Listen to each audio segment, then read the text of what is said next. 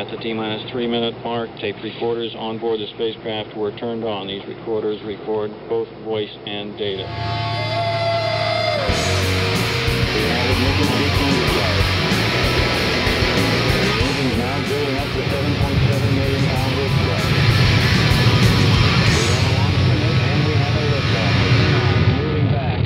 The Saturn V lifting off the bow. It's 105.9 The Radiator, The Rocket Shop. I'm your host, Tom Proctor, and with me now is AliT. Hello. Hello. How are you doing? I'm pretty good. Thank you so much for coming in. Of course. We always like starting with a song. So what have you got for us? All right. Actually, fittingly, this song is called Smoking Gun. And it's off my new album, which is out now.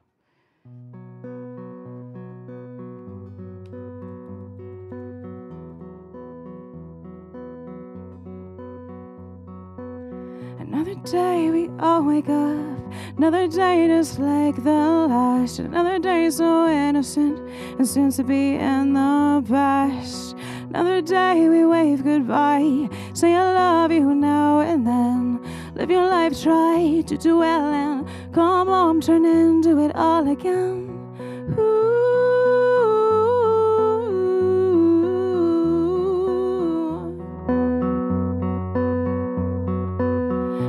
Day, another day.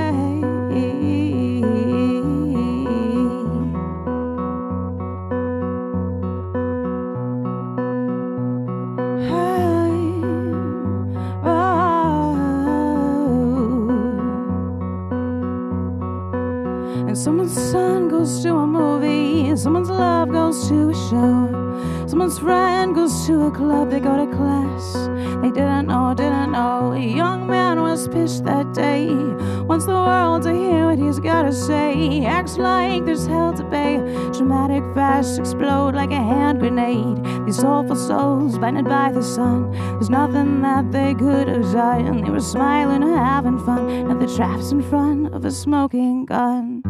We dream of a kind worldwide concepts, we're working to some film not on our front step. Is that too much to ask? How long's it gotta last? We're so stuck with that rotten reality, one of our greed and brutality. Tomorrow's not for sure, it's always on my mind when I open my door. We all want more. Whoa.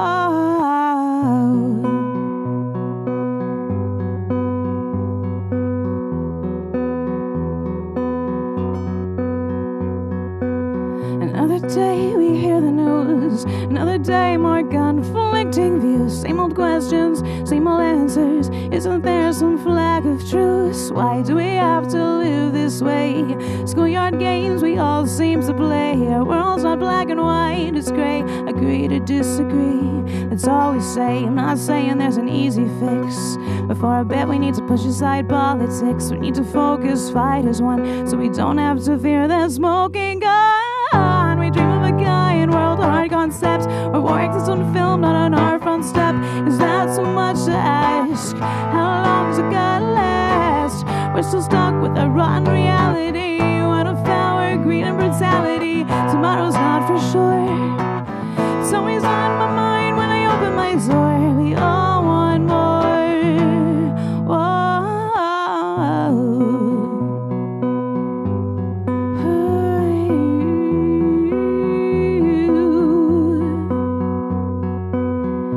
Traps in front of a smoking gun, smoking gun.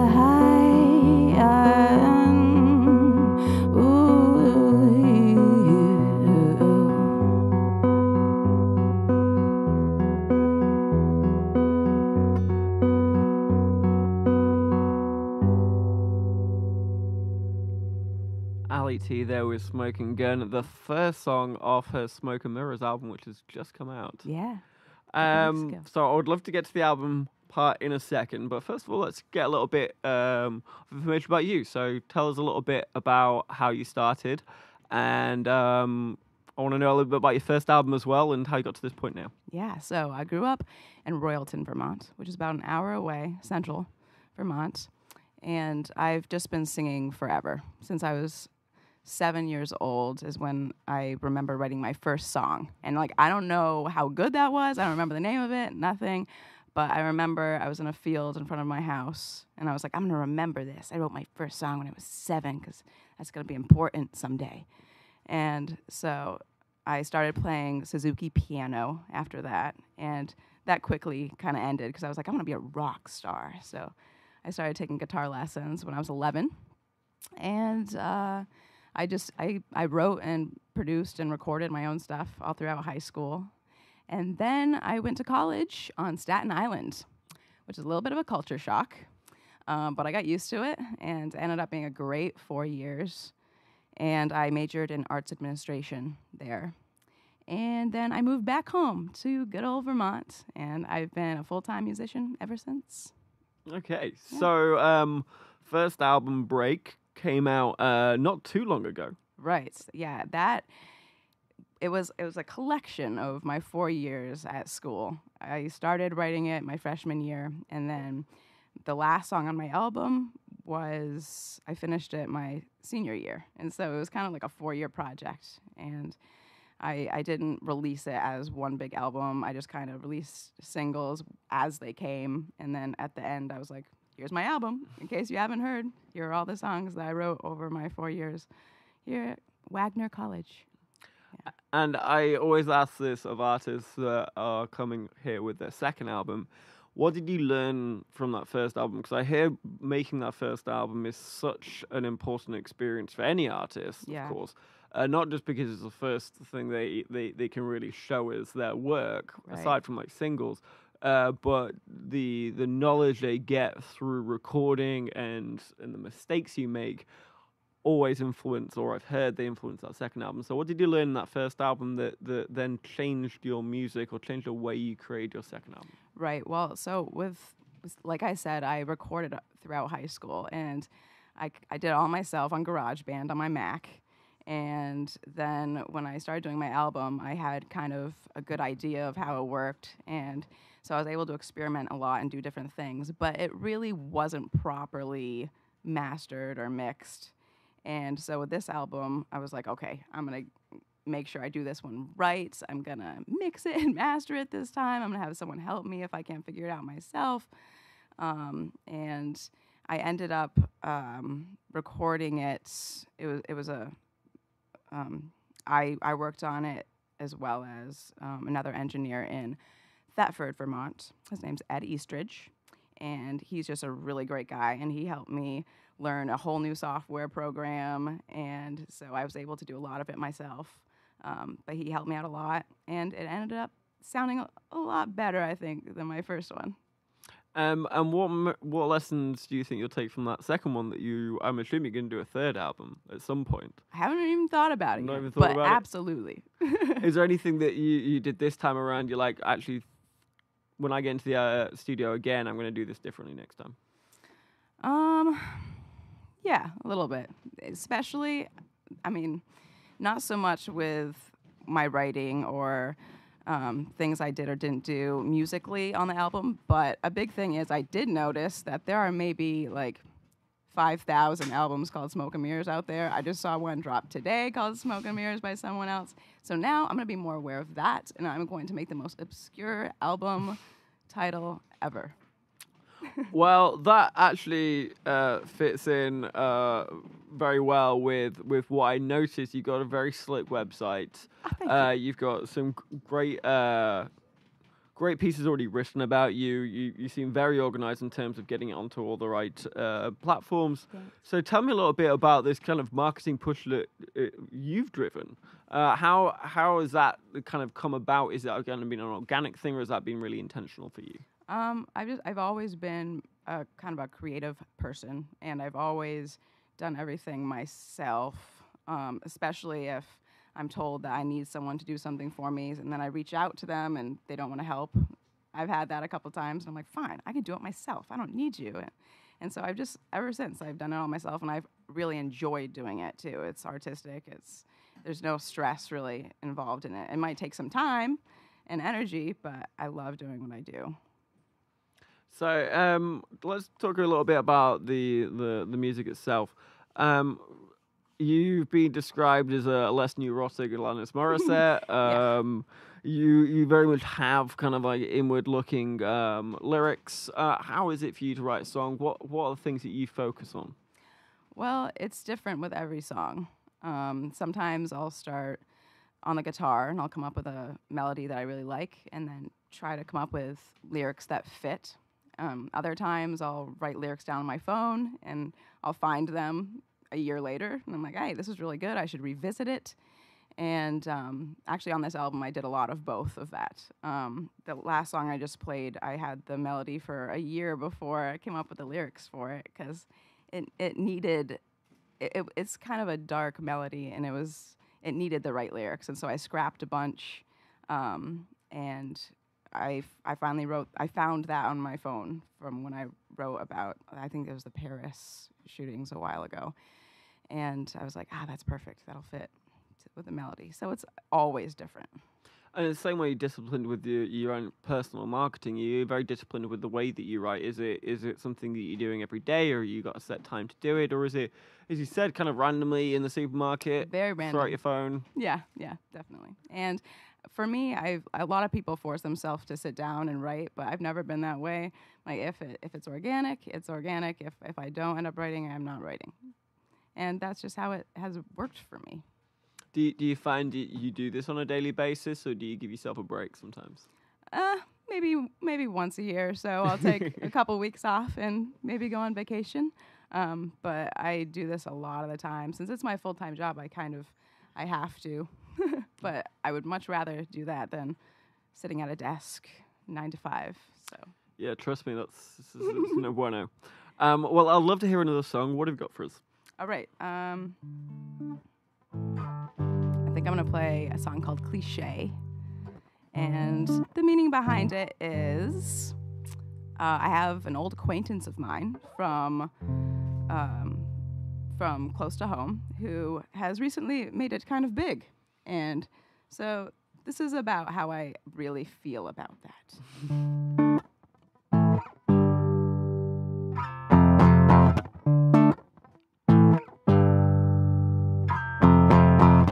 Open mic nights, we were the only kids there. Played for free, taking every blank stare. We had the dream, we both had the drive. Each drum we played made us more alive.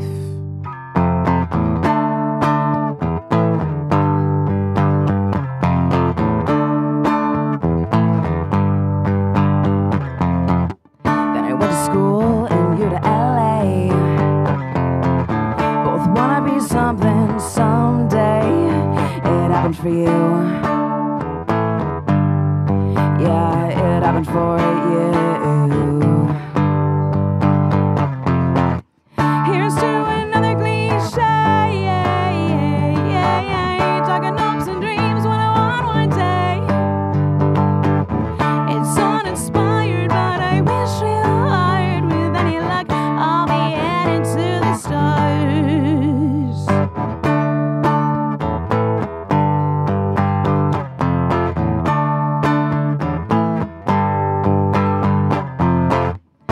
Finished up school, started playing full-time. Gigs every week and pinching every dime. The people still act like they don't care, and the ones that do can't get me anywhere. When I drive home at the end of the night, I turn on the radio to ease my plight. And then I hear a song that's stuck in my head, and I can't help but think, why not me instead?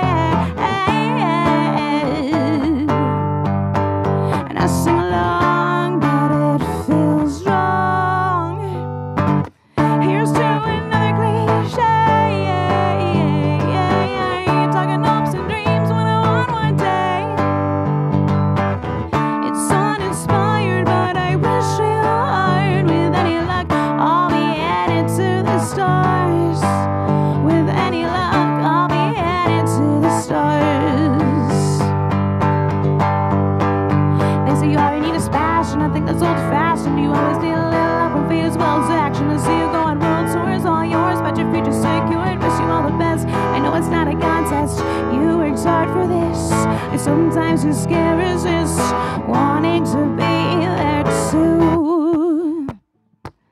Here's to another cliche. Talking hopes and dreams when I want one day. It's all for the younger me with visions large indeed of what I had to be. Here's to another cliche. Talking hopes and dreams when I want one day. It's all for the younger me with visions large indeed of what I had to be. Of what I had to be. Cliche there by AliT. I'm very curious. Does the person in question know that you wrote a song about them? No. No. No. I don't think so anyway. Never casually slipped that one into their DMs or something. Yeah, right. No. Unfortunately, my laptop has died halfway through this recording, Ooh, so freestyle. we're gonna have to freestyle this one from now on. But I did, just before it did die, I did notice that you came runner-up in the 7 Daisies. Yeah. Now, Cat Wright seemed to be the winner this year. She's a fantastic artist. Yes. But just to get into the finalists must have been massive. Tell me a little bit about that. Well, I tried to get a lot of people to vote for me, and I don't know how many people did, but I guess it was enough to become a finalist. And that's, awesome. I mean, I hate contests, kind of. I mean, contests are tough because everyone's so great, and it's hard to compare people. Music is very subjective, and it's all great, and so there should be an award for all of us, But I'm definitely happy to be on the list, and to have people vote for me was awesome. Yeah, did you get to perform at the 7 Daisies at all? Nope. No, none of that. Actually, I couldn't even go to the party this year because I had vacation. So you're nominated and you didn't turn up to the award show. That's Yeah, I mean, I went kinda last badass. year, the year before though, and it was a Okay. lot of fun. So Were you Maybe on next year. Were you on the shortlist last year as well? yes. Yep. Okay. Yep. So do you know if you're moving up the ranks as it? I as have it no continues idea. on? I mean, I hope so. You should, maybe ask someone in the 7 days Yeah. if they How can. many numbers did I right. get? Yeah. How many votes? How many do I need? to win? Maybe next year you could rig it or something. Yeah. Totally. So after your first album break, you did a 5-state tour, and I just had a look on your website, and you've got 1,000,001 dates coming up. Are you find yourself you're in a constant state of getting in the car and driving to the next town over to perform? Yeah. Yeah. Yeah. Basically. And so, in which case, where are your favorite places to play and inside Vermont, and where are your favorite states or cities to play outside Vermont? Well, first of all, places that I love to play are obviously music venues where people are there to listen to the music. I feel like we don't have very many of those. So if anyone's a business owner and wants to make a music venue, that would be great. No, but those are always great because people are listening and I can talk about my songs, my original songs. But then I also play at a lot of breweries. As you know, we have a lot of breweries in Vermont, and the people are always very kind, and everyone who comes are just like, music and beer go hand in hand, I feel like. So that those are always fun to play. And then there are restaurants, which are, hit or miss. But I'm grateful for all the gigs that I have. And yeah, I'm definitely very busy. Yeah, I played at Manhattan's last night, and then booked at home, and then today came back, and now I'm here, and I love it. Yeah, so around all the time. And have you got any plans to expand out the Northeast? Are you going to do a nationwide tour or an East Coast tour at any point? Yes. I'm definitely hoping early 2020, summer 2020, I want to do a big Northeast tour, maybe even further out than that. We'll see what I can get. I don't want to be too ambitious, but I definitely want to explore other states. My tour that you mentioned after my first album was a lot of fun. It was a brewery tour, a New England brewery tour. So I went to different states and played in different breweries, and it was an eye-opening experience. I was sick for most of it, which was horrible. It was so rough whenever I get sick. But it was a lot of fun, and it definitely makes me want to get out and tour again. So looking forward to it. And well, growing up in rural-ish Vermont, and how much did that kind of setting influence your songs? And growing up in a liberal state like Vermont, did that also have an effect? Is there kind of like a duality there between kind of a rural/liberal mindset? I get what you're saying, but actually, I don't think that it has affected my songwriting as much because I tend to write about things, not on purpose, but that's very relatable, no matter where you live or what you might say you are politically. This album, I get a little bit deeper into things that are happening in the world. I try to stay away from making it too political, but more just about inclusion and love. But being from a rural state, I would say I still wrote some songs about the city, even if I meant the city was Burlington. But yeah, not too big influence on like the country scene or anything like that.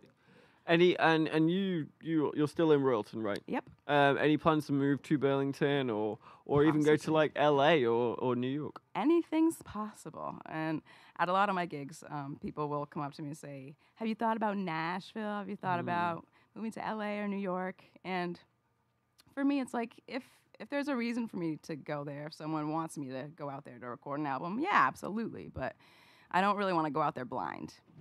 I'm kind of, I don't know, maybe that's what's holding me back a little bit. I'm not sure. But I kind of want to grow a following here first and have people really listen to my music and then hopefully broaden out from there. Yeah, that really makes sense. Yeah. And let's finally talk some influences. So I'm definitely hearing like some 90s kind of like rock, indie, pop kind of style. What do you listen to in order to get those creative juices going? I listen to so much music. It's really hard. Influences are tough because I've always just picked up a guitar and done whatever sounds good to me. And I grew up listening to Britney Spears, and then, Christina Aguilera, all the poppy stuff. But then there was also Alanis, and I'm into ska. I listen to 50s bop because my dad's older, so around the house I'd listen to that. My mom's a folkie, and so I'd listen to folk music. It's just, I love everything, and so influences, I guess there are some subliminal influences, but nothing that I really think about when I write. So okay, yeah. Well, we got about time for one more song. Would you like to introduce it and tell us a little bit about it, and then take it away? So we were just talking about Vermont and living in Vermont, and so I wrote this song last March, January, February, March. It was the dead of winter. And I wasn't really happy. There wasn't much inspiration happening for writing. But I was able to pick up on the fact that I hate that time of year. And so that's what this song is about. And it's called Paradise Reality.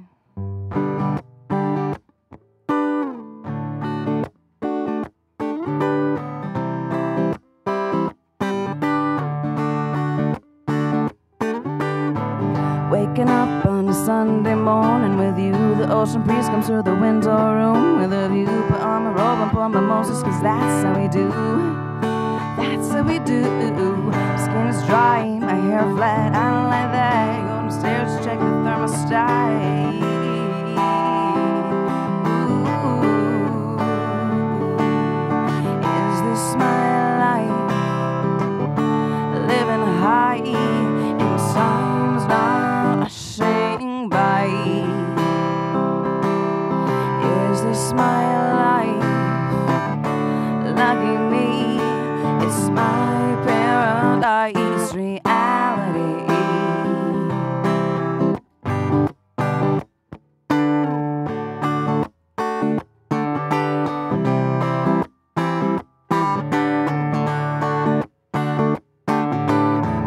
Waking up on a Sunday morning, you're snoring. Turn my head and see outside it's storming. It's mid-January. You're telling me that all was a dream. You're all was a dream. My skin is dry, my hair flat, I don't like that. I go downstairs to check the thermostat. Brew a cup of Josie, it's 10 below, power goes. Get back into bed, wake you up with my frozen toes. Is this my life?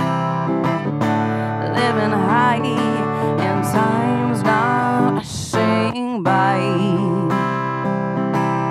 Is this my life? Lucky me, it's my paradise reality.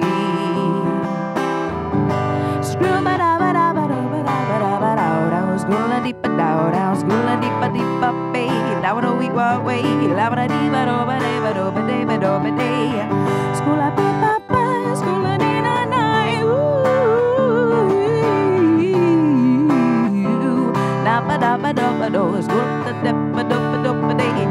Scoola beepa do ba da ba do ba da ba do ba day. Scoola deepa da ba day, scoola beepa da ba day, scoola beepa ba. Do up, hey, the schoola doo ba doo. But is this my life? Living high in times not saying bye. Is this my life? Lucky me, it's my paradise reality.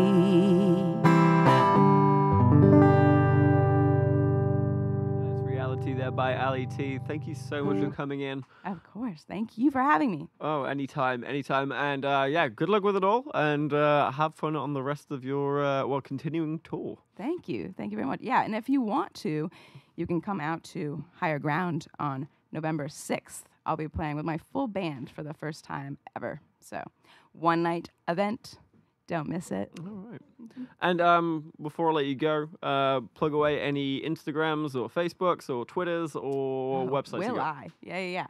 So on Facebook, you can check me out at AliT Entertainment. That's AliT, A-L-I, capital T. My real name is Allison Turner, so if that clears things up a little bit, AliT. And on Instagram, I am AliCat Kitty Cat. That's A-L-I, cat, kitty cat, because I love cats. So check me out there as well. And you can go to my website, sheisAliT.com, and you can listen to my album and you can see where I'll be next. All right. Wonderful. Well, big thank you to you, and a big thank you to Def for coming on as well. This has been 105.9 The Rocket Shop. I've been your host, Tom Proctor. Good night.